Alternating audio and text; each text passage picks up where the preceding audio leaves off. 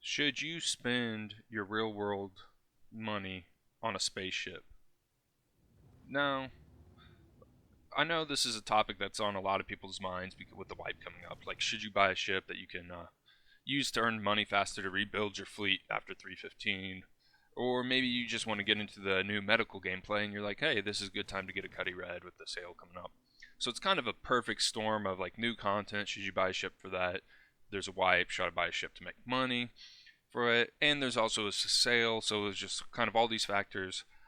And what should you do? Well, first of all, I think this is a decision that can only be made by yourself.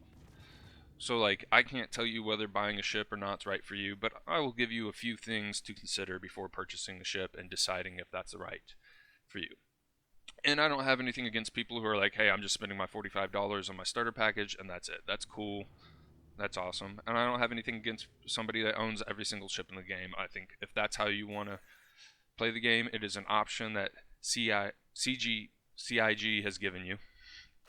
And I don't think there's a problem with either way of enjoying Star Citizen. What really matters is whatever you do, that you enjoy and have fun with the game. Now, obviously, the first question is if you can financially afford it. That's something you got to decide for yourself. But obviously, that's the first big question that you got to consider for yourself. Now, there's two different types of ships that you can buy. You can buy ones that are flyable, or you can buy JPEGs. JPEGs are a little bit riskier because they're not out. They're subject to more change for when they come out, but to offset that, they're a little bit cheaper, and you usually get a loaner that's somewhat comparable to whatever ship you bought. So that's just kind of worth considering if you feel like JPEG or Flight Ready is worth it to you. That's something that you got to decide. Uh, but secondly, you got to kind of consider if you spend money on a ship, you are missing out on a lot of the experience of the game currently. Like right now, earning and working towards and bigger and badder ships is kind of the biggest part of the game. So you're going to be cutting yourself short on that. So that's something that you have to look in and consider when buying a ship is, do I really want to miss out on this massive part of the game currently where I'm working up from zero and buying the ship of my dreams? Or do I just buy it with real money and go out and have fun? That's something for you to consider, what would be more fun for you in game. So that's just another thing to consider. Uh, Another kind of big thing that you need to look at is at the end of the day, when you buy a ship, you're first of all you're supporting CIG development, and second of all you're getting a ship for that. So you need to be 100% okay with supporting the game of Star Citizen.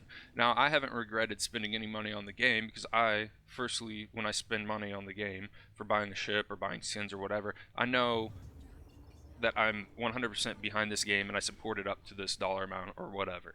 So if my ships get nerfed or whatever, it's not a big deal to me because when I bought that ship, I was first of all supporting Star Citizen, and second of all, getting myself a ship. So I think that's kind of an important perspective to have going in, because if you buy a ship and then all of a sudden it gets nerfed, you're going to be upset. If you bought the ship first and supported Star Citizen second, you're going to be upset with that.